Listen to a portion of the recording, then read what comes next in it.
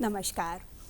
किस्मत वाले होते हैं वो लोग जिनके सिर पर बड़े बुजुर्गों का हाथ होता है, उनका आशीर्वाद होता है। लेकिन दुर्भाग्यवश आज हमारे समाज में ऐसे कुछ बड़े बुजुर्ग एकाकी जीवन व्यतीत करने पर विवश हैं। उनका परिवार उनके साथ नहीं है, उनके बच्चे उनके साथ नहीं हैं।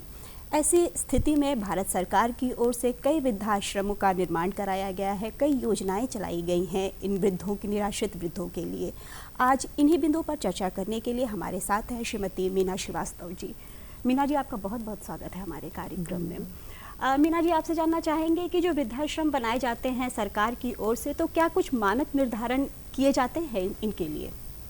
सरकार की तरफ से जो वृद्धाश्रम बनाए जाते हैं उसमें मानक मेन ये रखा जाता है कि चूँकि 60 साल के बाद बीमारियां इनको कई तरह की होती हैं, कुछ साइकोलॉजिकल प्रॉब्लम भी होती है जी। इस वजह से ऐसी जगह बनाया जाता है जो शहर से दूर, शहर की तरह जी, जहाँ सारी फैसिलिटी शहर की सुविधा की मिल सके, डॉक्टर के यहाँ ले जाने के लिए, और माहौल भी ग्रामीण हो ताकि वो उसमें रह करके सुकून को महसूस कर सके। मेन मानक ये है जी, कि वहाँ से हर तरह की ट्रांसपोर्टेशन की व्यवस्था हो। ऐसे जगह पे वृद्धाश्रम का निर्माण कराया जो शहर के पास हो और सारी सुविधाओं से युक्त हो। मीना जी, सरकार की ओर से कौन कौन सी योजनाएं चलाई जा रही है वृद्धजनों के लिए?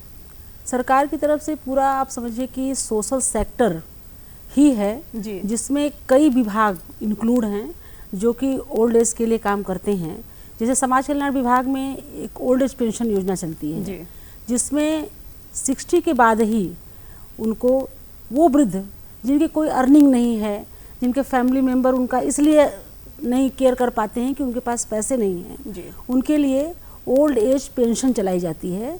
उसमें 60 साल के ऊपर के जो भी निराश्रित वृद्ध या वृद्धाएं हैं उनको 500 रुपये महीने की स्कीम जो है सरकार द्वारा की ओर से दी जाती हाँ, है। एक तरह से कहिए ऑल इंडिया में ये चल रही है। जी। और कौन कौन सी योजनाएं हैं पेंशन योजना के अलावा? पेंशन योजना के अलावा आपका वृद्धाश्रम हो ही गया जी, इसके अलावा और भी योजनाओं में यदि हम ले लें तो एक उत्पीड़न योजना है। जी, उत्पीड़न योजना में भरण पोषण अधिनियम लागू है। उसके तहत यदि उस दंपति का बच्चा या अकेले वो दंपति है, वृद्ध है या वृद्धा है, बच्चा केयर नहीं कर रहा है, भरण पोषण नहीं कर रहा है, खाना नहीं दे पा रहा है, तो उसको पूरा हक है कि वो अपने बच्चे से इसका भरण पोषण का पूरा अपना ले। जी। और सक्षम यदि बच्चा है तो, सक्षम नहीं है तब तो कोई बात नहीं है, हम उसके लिए जो है ओल्ड एज बने ही हुए हैं। सक्षम बच्चा यदि नहीं कर रहा है, प्रॉपर्टी मान लीजिए मदर ने या फादर ने पहले लिख दिया है, तो इसके लिए भरण पोषण अधिनियम के तहत वाराणसी जनपद में प्रत्येक तहसील पे समाज कल्याण विभाग से 16 अधिकारी जी, नियुक्त किए गए हैं जिनके संज्ञान में इस तरह का प्रकरण आते ही वो कोशिश करते हैं कि परिवार और बच्चे के बीच में, माता पिता और बच्चे के बीच में सुलह हो जाए जी। और उनकी केयरिंग अच्छे से हो ताकि उनको ओल्ड एज जाना होना पड़े और फैमिली भी ओल्ड पर्सन का अनुभव का लाभ उठा सके। बहुत से केसेस में सफलता मिली है कि लोग एडजस्ट कर लिए हैं, बहुत से केसेस में सफलता नहीं भी मिली है। बच्चे की फैमिली बहुत मॉडर्न है जी, मदर के साथ जनरेशन गैप है, रखना नहीं चाहती है, वहाँ पे मुकदमे भी चले हैं। मुकदमे के तहत भरण पोषण के भी कार्य सरकार की ओर से किए गए हैं और लोगों ने करना शुरू किया है। उनको ये एहसास दिलाया गया है कि नहीं, आपको मदर फादर ने पैदा किया है तो पोषण की जिम्मेदारी जैसे वो निभाते हैं वैसे ही उनके बुजुर्ग होने पे, सीनियर सिटीजन होने पे आपका दायित्व है बच्चों की तरह उनकी केयर करने का, जिसकी मेडिकल, न्यूट्रिशनल केयरिंग की बात की गई है। जी।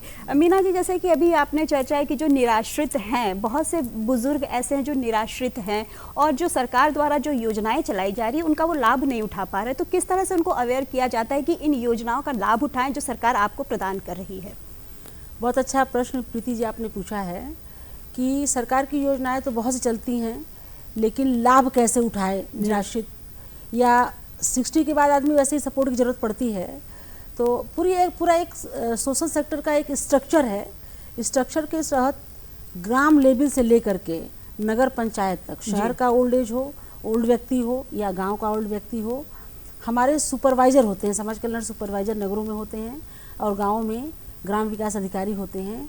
ये सर्वे ही करते हैं। इनका दायित्व ये है कि वो अपने जो उनको आवंटित एरिया है, जैसे मान लीजिए कि चिड़ैगांव ब्लॉक में हमारा कोई फील्ड स्टाफ तैनात है, तो उसकी मतलब उसका वर्क ही है कि वो वहाँ पे जितने भी गांव हैं उनका सर्वे करे, देखे कि 60 साल के जो लोग एज पूरी कर लिए हैं उसमें कौन सा ऐसा व्यक्ति है जो कि पात्र है, बीपीएल श्रेणी का है, जिसको इसको दिए जाने की ज़रूरत है।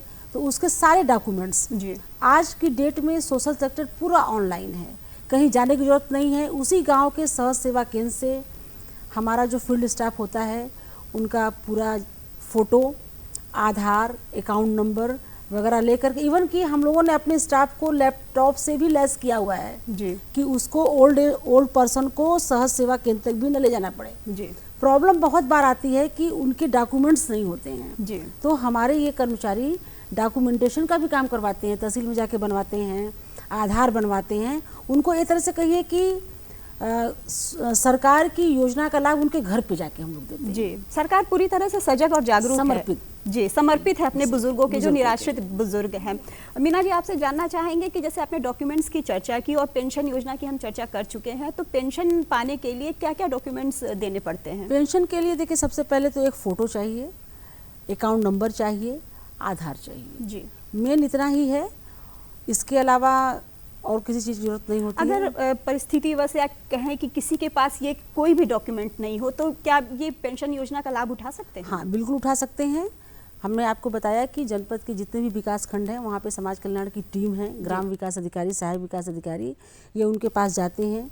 उनका ऑनलाइन, चूँकि आय का भी, जाति का भी, हर चीज़ का जो है ऑनलाइन सिस्टम है, तो वो उसको अपने लैपटॉप से करवा करके, उनको दिलवा करके, उनको भरवा करके, इवन कि खाते में पैसा आने के बाद ही वो जो निकाल नहीं पाता है तो उसका भी सपोर्ट हम लोग करते हैं। हमारा विभाग इसी के लिए बना ही है जी। और मेरा अपना अनुभव है कि ये जो हमारे सरकार की जो स्कीम है, ये बहुत अच्छी स्कीम है और ये जिस तरह से चल रही है उसको और भी हम लोग धनराशि बढ़वाने के लिए सरकार से बात कर रहे हैं कि थोड़ा सा इसको और बढ़ा दिया जाए, क्योंकि इससे उनका न फैमिली में मान सम्मान बढ़ता है, बल्कि वो अपना मेडिकल केयर भी कर लेते हैं उससे। मेडिकल केयर की जैसे आपने चर्चा की, तो जन आरोग्य जो चल रहा है उसमें इनको कितना लाभ मिलता है? उनके के स्वास्थ्य विभाग से जितनी भी योजनाएं चल रही हैं इनका पूरा लाभ इनको मिलता है? पूरा लाभ इनको, पूरा लाभ मिलता है, पूरा जितने भी आम जन को मिलता है वो निराश्रित वृद्धों को भी मिलेगा। बिल्कुल।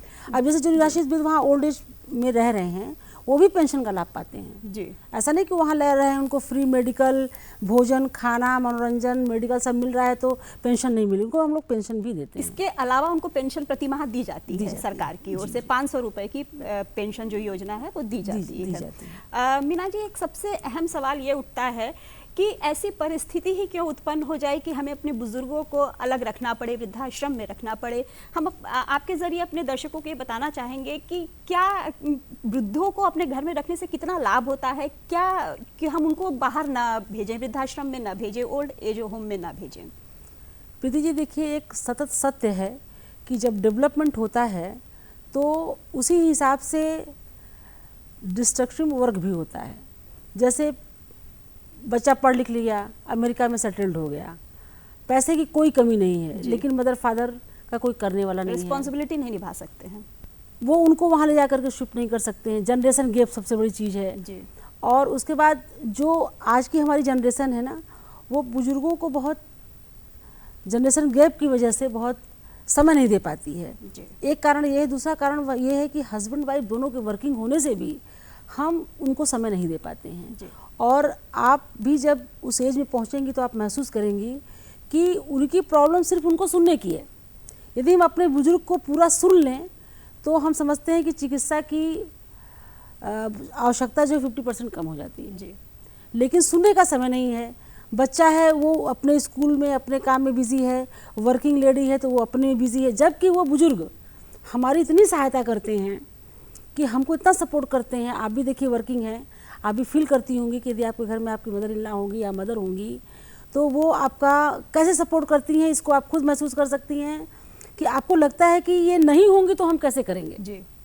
तो ये बहुत बड़ा फ़ायदा है। दूसरी चीज़ ये है कि हमारे बच्चों को वो चीज़ मिलती है इन बुजुर्गों से जो हम इनको नहीं दे पाते, समय की कमी की वजह से नहीं दे पाते जी। और जो लोग, जो फैमिली जिनकी जो महिलाएं घर में रह रही हैं, उनका बुजुर्गों के साथ जो आज हमारा मोबाइल है, आज हमारा जो टीवी है, या इस तरह का भी है कि इस वजह से भी अपने अपने में सब बिजी हैं जी। तो ये एक बहुत बड़ी कहिए कि मानसिक कष्ट है उनको।